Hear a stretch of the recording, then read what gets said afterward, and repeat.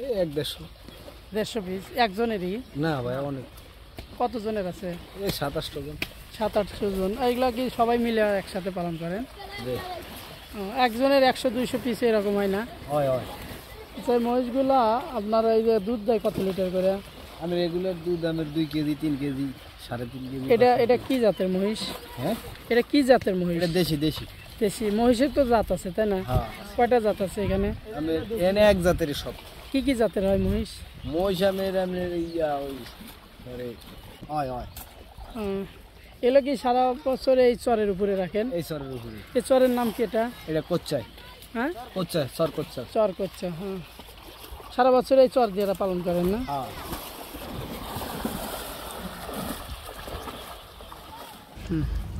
এখানে 150টা মহিষ আছে। আমরা এগুলো মাঠে পালন করি।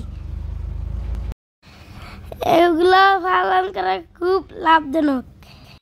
বন্ধুরা, এগুলো দেখতে পাচ্ছেন সম্পূর্ণ কিন্তু দেশি মোষ। দেশি মোষ পালন করা লাভজনক এর জন্য যেগুলো খাবার খরচ তুলনামূলক একটু কম এবং বছরে একটি করে বাচ্চা দেয় এবং পালন করে একদম খোলামেলাভাবে, রোগ প্রতিরোধ ক্ষমতাও অনেক বেশি।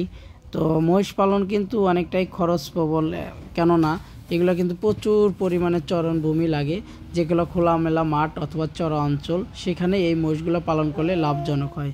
তো আপনারা যারা মহিষ পালন করবেন বাণিজ্যিক আকারে খামার করে, তারা অবশ্যই চেষ্টা করবেন খোলা মাঠে, যেখানে চড়া অঞ্চল।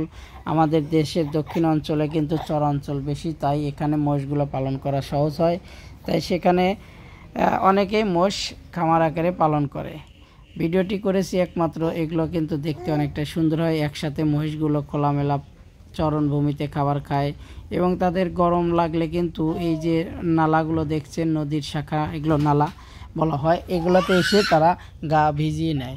এখন যখন তাদের গরম ধরে তখন তারা কিন্তু সরাসরি খাবার খাওয়ার পাশাপাশি এসে এখানে গা ভিজিয়ে আবার উঠে যায় খাবারের জন্য।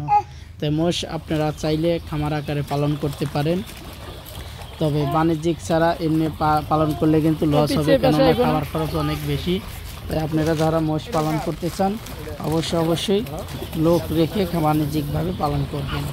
ভিডিওটি ভালো লাগলে অবশ্যই আমাদের খামার চিত্র ইউটিউব চ্যানেলটি আপনারা সাপোর্ট দেবেন বা লাইক কমেন্টের মাধ্যমে আপনাদের মতামত জানাবেন এবং নিয়মিত ভিডিও দেখতে চাইলে আপনারা সাবস্ক্রাইব করে রাখবেন, নতুন ভিডিও ছাড়ার সাথে সাথে যেন আপনারা ভিডিওগুলো দেখতে পান। আমরা চেষ্টা করব নতুন বিষয়গুলো নিয়ে ভিডিও করার মাধ্যমে আপনাদের দেখানোর জন্য। আপনাদের ভালোবাসা এবং আপনাদের শুভকামনা রইল পরবর্তী ভিডিও দেখার জন্য। ভালো থাকবেন সবাই, আল্লাহ হাফেজ।